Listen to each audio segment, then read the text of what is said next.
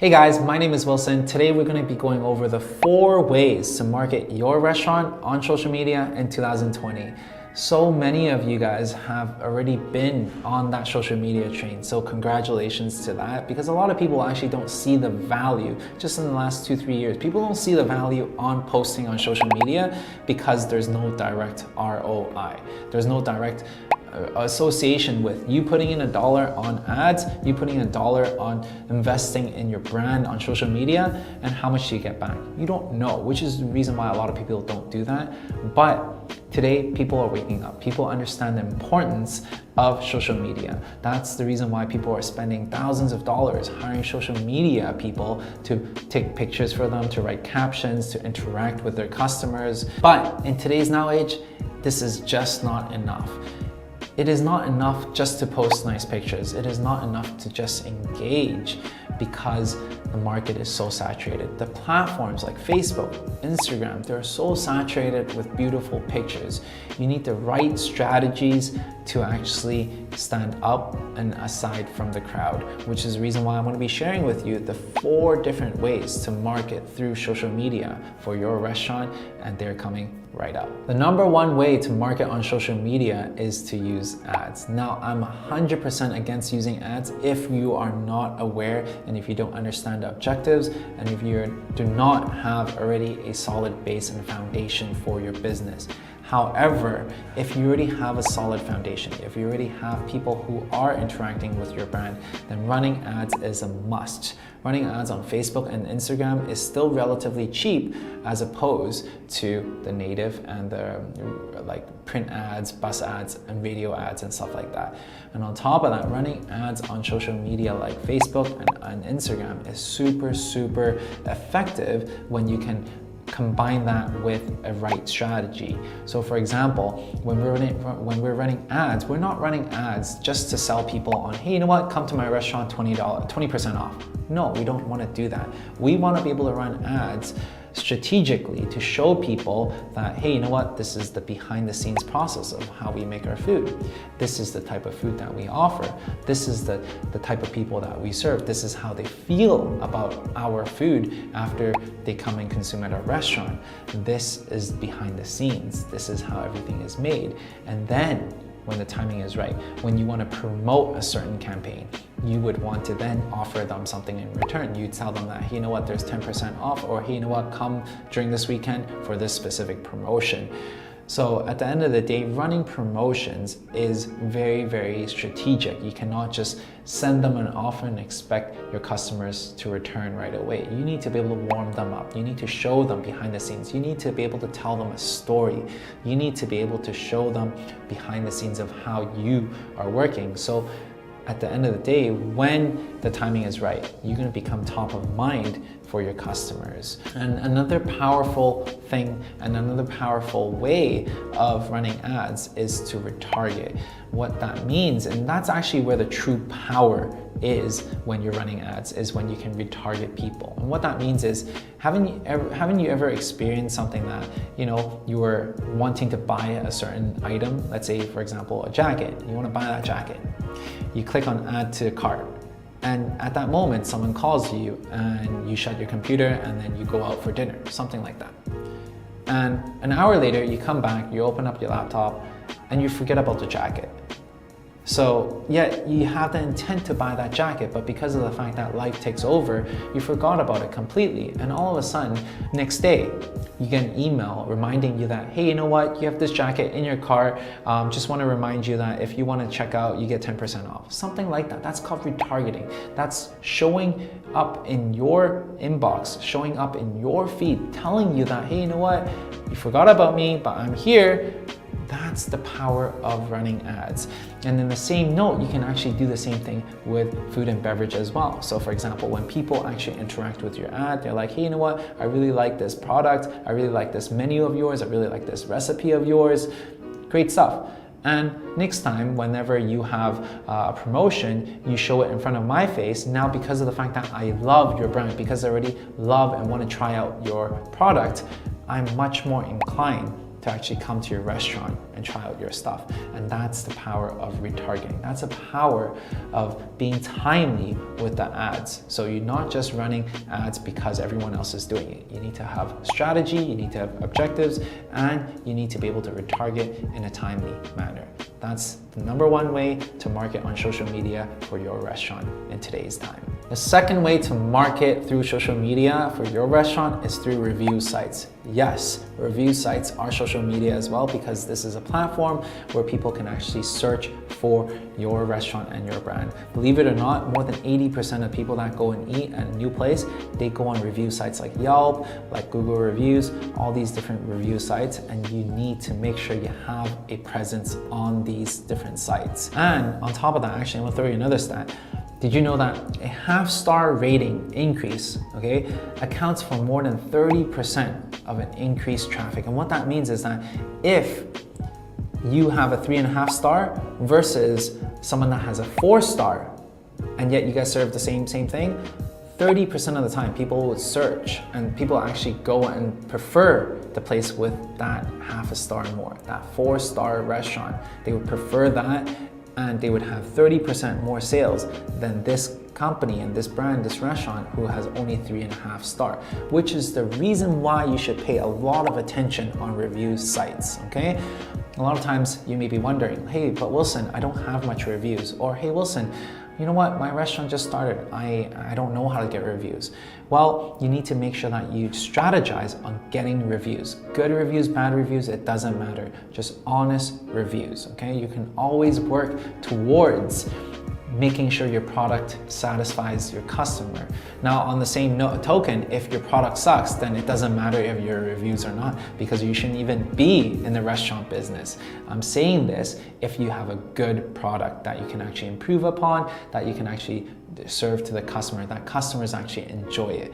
Now, some of the ways to get reviews are to actually incentivize your customers, incentivize them with, for example, a drink for every time they come in and show that they have left a review, or perhaps having a sign out your door that says, hey, please leave us a review on Yelp or something like that. Because a lot of times, if you don't ask, you shall never receive, which is the reason why you should always ask. Just like how at the end of the video, I'll always ask you to smash the like button because it helps with my YouTube journey. And because at the end of the day, if I don't ask, I will never receive that like button. So please smash that like button. But nonetheless, coming back to this, incentivize your customers to leave your review on Yelp. Whenever you have a review, make sure you respond to them and engage with your customers. Whether the review be a troll review that people are just complaining about you because, hey, you know what, they have bad service because the guy looks like he's always bored at work. But if you're not that bored and it's just how you look, then unfortunately, that review is not warranted. Then you can reply, hey, you know what, and put some character into it, make it fun. For example, you can be like, hey, this is how I look, how dare you, or something along the lines of that. Just make it fun with them, show your character, because people who are actually reading these reviews, they're human too. They understand what is a troll review and what are the reviews that are actually warranted.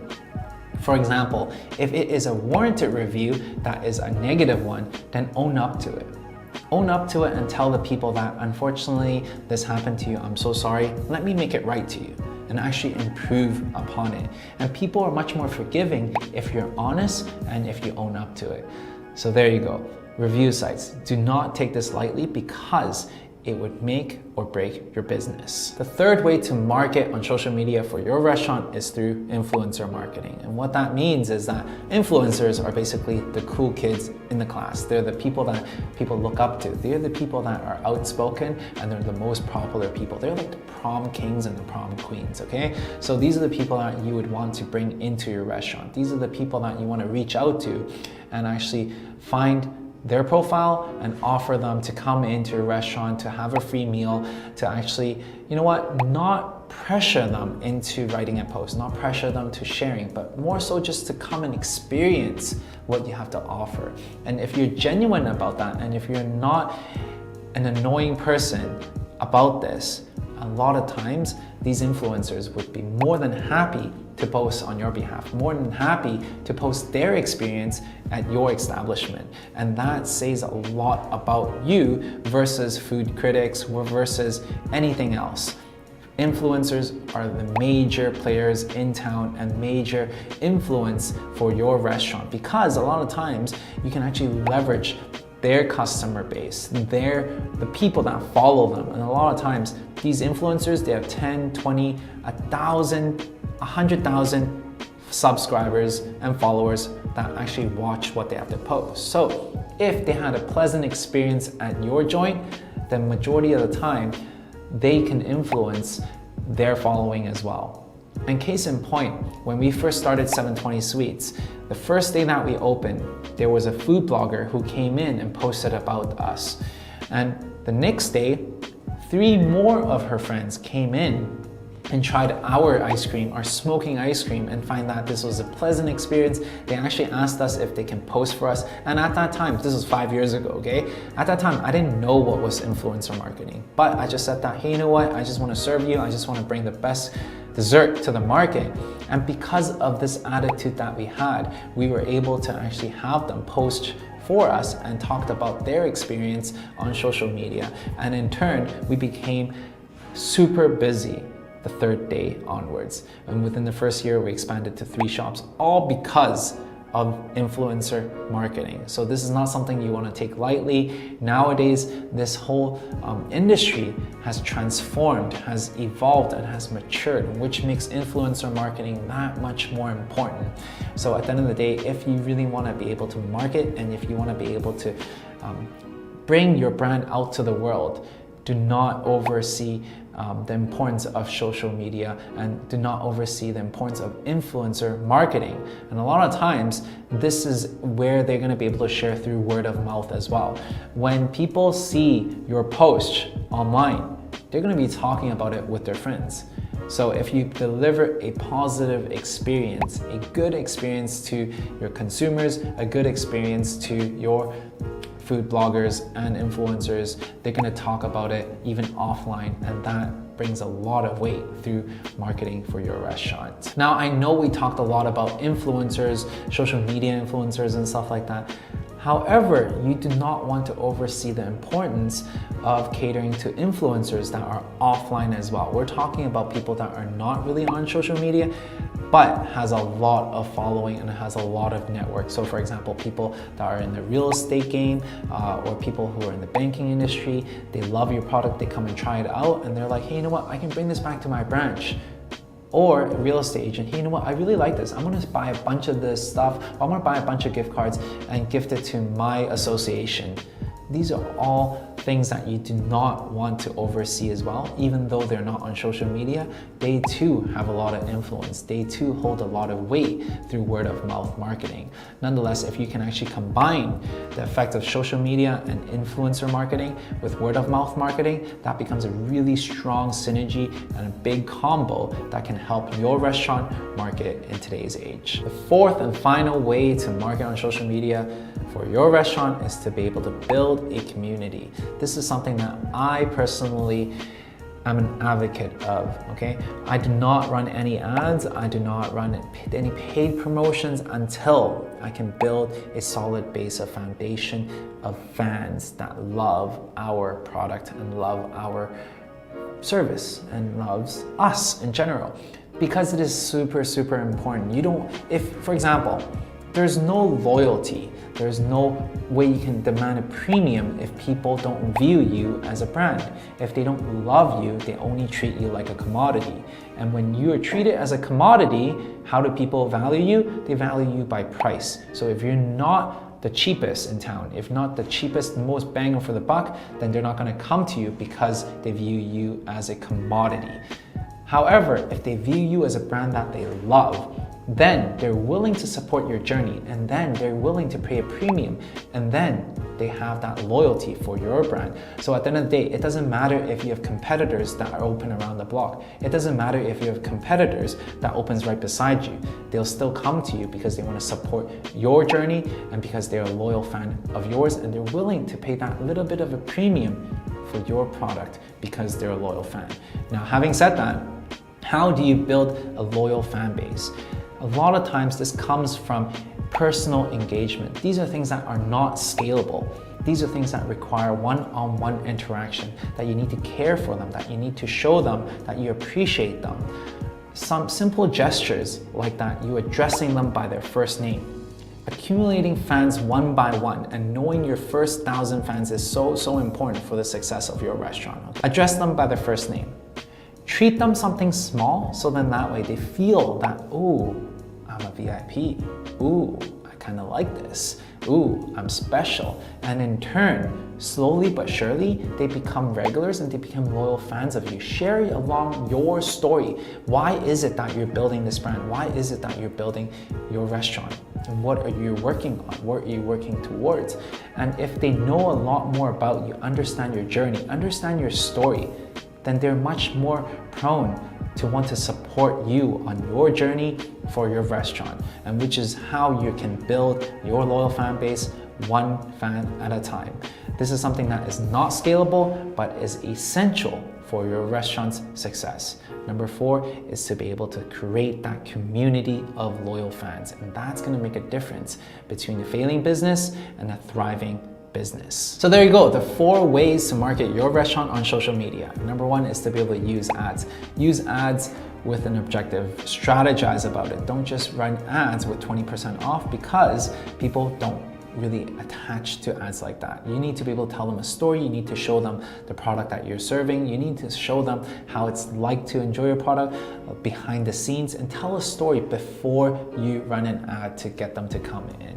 The second way to market your restaurant is through review sites. Review sites like Yelp, Google, all these different sites. Do not take this lightly, and create a way, an automatic way to be able to attract these reviews, because it's super important, because 80% of the people that decide on where to eat check out review sites. Super important, and never neglect that. Third way to market your restaurant on social media is through influencers. Influencers are the cool kids on the block. These guys are the prom kings, prom queens, and you want to make sure that you bribe them, okay? Bribe them with a free meal, treat them exceptionally well, give them a pleasant experience, but ask for nothing in return, because if you ask for something in return, it would just feel like it's a stretch. It would just feel not natural. It would feel like it's a bribe. Bribe them in a way that they don't feel like they're being bribed, okay? That's the art of this. And lastly, number 4, create a community. Create a community of loyal fans, so then that way you can step out aside from the crowd and not be compared as a commodity that only competes through pricing. You want to be able to create a community, so then that way you have loyalty and you can demand a premium for your menu and your goods. Hopefully this has helped you out in building an amazing restaurant. I really hope this has helped you. If you guys like this video, if you guys find value in this video, make sure you smash the like button, because it's going to help me out a lot throughout this whole YouTube journey. But if you want even more content, if you want to know the A to Z, if you want to learn more about how we're able to build this international ice cream chain, and so then that way you can have these skill set and these templates that we've created for the last 10 years, anywhere from negotiating free rent to building my first 1,000 loyal fans. Check out in the link below. I've created a course on this, so if you guys want to learn more, check it out in the course below. Otherwise, I really hope you enjoyed this video. Once again, smash the like button, helps us out a lot. Subscribe along the journey, and if you guys have any questions, feel free to leave in the comment section below, because I'll try my best to reply to every single one of them. Otherwise, I'll see you guys next week.